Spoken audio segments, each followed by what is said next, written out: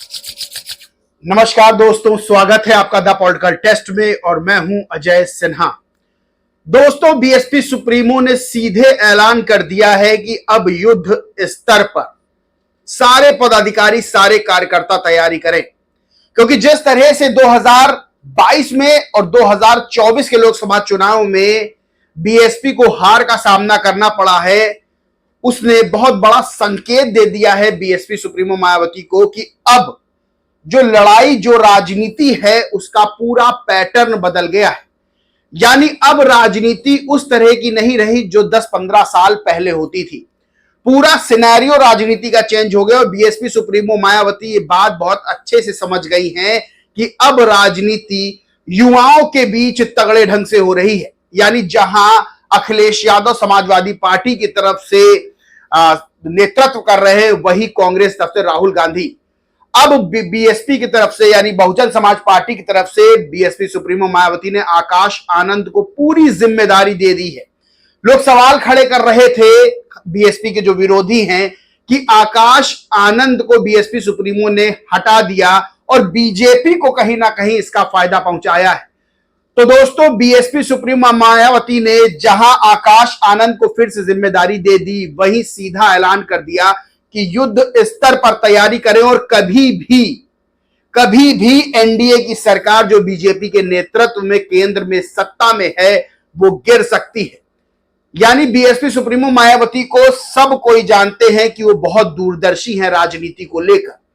और उन्होंने ये बहुत बड़ी बात कह दी है। यानी कल जो है वो आकाश आनंद को पूरी जिम्मेदारी, पूरी कमान सौंपी, उनको नेशनल कोऑर्डिनेटर फिर से बनाया, अपना एक लौता उत्तराधिकारी बनाया और यह बात साफ बता दी कि अब आकाश आनंद ही बीएसपी सुप्रीमो मायावती के बाद होंगे। वहीं अब सीधे तौर पर ऐलान कर दिया है कि कार्यकर्ता युद्ध स्तर पर, और युद्ध स्तर का मतलब यह होता है कि जमीन पर बहुत तेजी से अपनी पकड़ बनाएं, क्योंकि 2024 के लोकसभा चुनाव में जो संविधान का मुद्दा इंडिया अलायंस ने उठाया, उस मुद्दे पर बहुत बड़ा नुकसान बीएसपी को हुआ है। हाल फिलहाल चुनाव खत्म होने के बाद ये सब लोग जान चुके हैं, जिन बहुजनों ने वोट दिया इंडिया अलायंस को, वो ये बात अच्छे से जान चुके हैं कि संविधान का कोई मुद्दा नहीं था और संविधान का मुद्दा सिर्फ और सिर्फ कथित तौर पर वोट लेने के लिए इंडिया अलायंस ने चला था। अब जहां बहुजनों का वोट वापस बीएसपी की ओर आ रहा है, तो एक नई जान बीएसपी में आकाश आनंद को फिर से नेतृत्व मिलने से अब मिल गई है। वहीं बीएसपी सुप्रीमो मायावती का यह ऐलान करना कि युद्ध स्तर पर जुट जाए, वो एक साफ संकेत है कि बीएसपी जो जमीन पर अभी अपनी पकड़ ढीली कर रही थी, अब वो फिर से उसी मजबूती के साथ सामने आएगी जो आज से 15-20 साल पहले जिस मजबूती के साथ चुनाव लड़ती थी। दोस्तों, एनबीटी खबर है, हेडलाइन है कि मायावती ने कहा कभी भी गिर सकती है केंद्र सरकार, कार्यकर्ता पार्टी जनाधार को युद्ध स्तर पर आगे बढ़ाएं। लिखा है कि मायावती ने भाजपा पर हमला बोलते हुए कहा कि केंद्र की सरकार कभी भी गिर सकती है। ऐसे में पार्टी के लोगों को पूरे देश में संगठन में मिशनरी लोगों को आगे करके पार्टी के जनाधार को युद्ध स्तर पर बढ़ाना है, ताकि हर स्तर पर पार्टी मजबूत हो सके। वहीं उन्होंने कहा कि बसपा अध्यक्ष मायावती ने रविवार कहा कि भाजपा की अगुवाई वाली केंद्र की मौजूदा राष्ट्रीय जनतांत्रिक गठबंधन सरकार किसी वक्त गिर सकती है। युद्ध स्तर पर अपने जनाधार को बढ़ाएं। हाल में संपन्न हुए लोकसभा चुनाव में बसपा की पराजय के बाद मायावती ने पार्टी के प्रदेश कार्यालय में पार्टी केंद्रीय कार्यकारिणी के सभी पदाधिकारियों, राज्यों के प्रदेश अध्यक्ष और अन्य पदाधिकारियों की महत्वपूर्ण बैठक की और सीधे तौर पर यह कहा है कि मायावती ने कहा कि इस बार लोकसभा चुनाव में विपक्षी दलों ने संविधान बचाने और अन्य मुद्दों को लेकर गलत प्रचार करके मतदाताओं को गुमराह किया, जिससे बसपा को जबरदस्त नुकसान हुआ है। वहीं उन्होंने यह भी कहा कि चुनाव में खासकर गरीब और कमजोर वर्गों के लोगों को किसी न किसी मुद्दे को लेकर गुमराह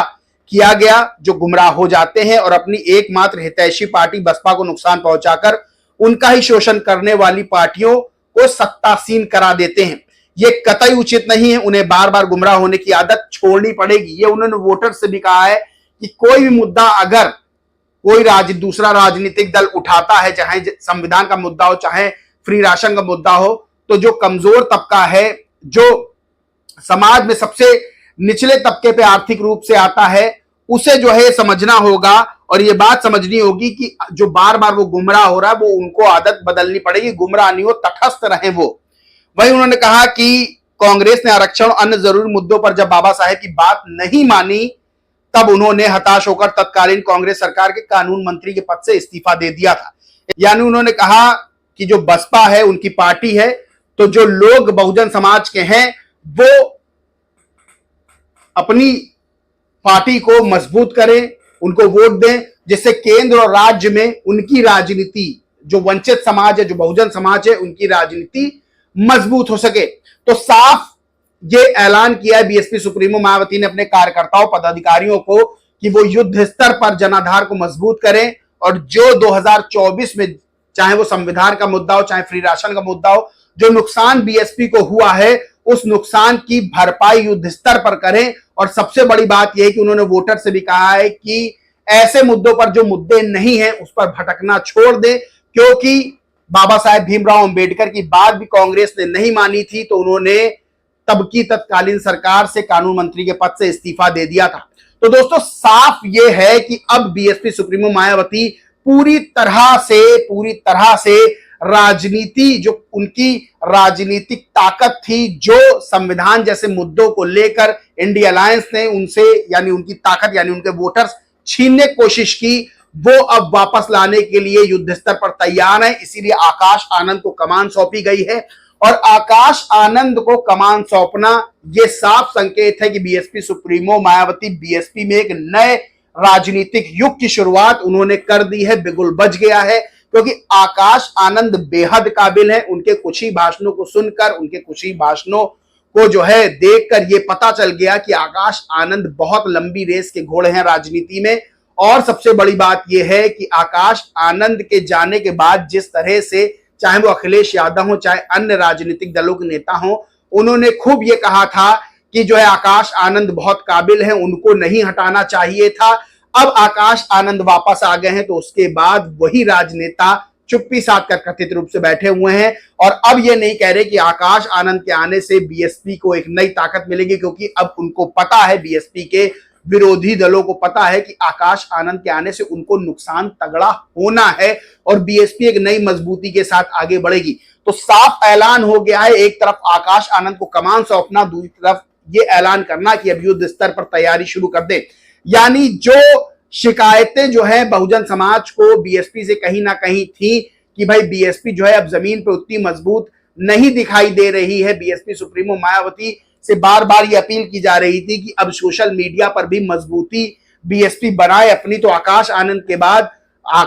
के आने के बाद जो है वो सोशल मीडिया पे मजबूती तो मिलेगी। अब जमीन पे कार्यकर्ता भी जनाधार फिर से जुटाने में युद्ध स्तर पर जुटेंगे। और सबसे बड़ी बात यह है कि आकाश आनंद ने पहले ही ये बात कही थी इंटरव्यू के दौरान कि बीएसपी सोशल मीडिया पर बेहद कमजोर है, उसको मजबूत करना है, क्योंकि जिस तरह से बीजेपी और अन्य राजनीतिक दलों के अपने अपने सोशल मीडिया हैंडल्स हैं और वो सोशल मीडिया पर आईटी सेल्स हैं, बेहद मजबूत है। इस तरह से बीएसपी को भी आज जो है सोशल मीडिया मजबूत होना है, क्योंकि आज समय की मांग है कि ट्रेडिशनल पॉलिटिक्स के साथ मॉडर्न पॉलिटिक्स का मिक्सअप करना बेहद जरूरी है। और बीएसपी के लिए सबसे खास बात यह है कि जहां बीएसपी सुप्रीमो मायावती जैसी बेहद अनुभवी नेता बीएसपी की अध्यक्ष हैं, वहीं आकाश आनंद जैसे जोशीले युवा, पढ़े लिखे युवा जो है बीएसपी में अब कमान संभालेंगे, तो बीएसपी का एक नया राजनीतिक उदय दोस्तों माना जा रहा है। बाकी इस पूरे मामले पर आप क्या सोचते हैं, क्या मानते हैं, कमेंट करके जरूर बताएं। वीडियो अच्छा लगा हो तो लाइक करें, शेयर करें, चैनल को सब्सक्राइब नहीं किया है दोस्तों तो सब्सक्राइब जरूर कर लें और बेल आइकन दबाना बिल्कुल ना भूलें। जय हिंद, जय भारत।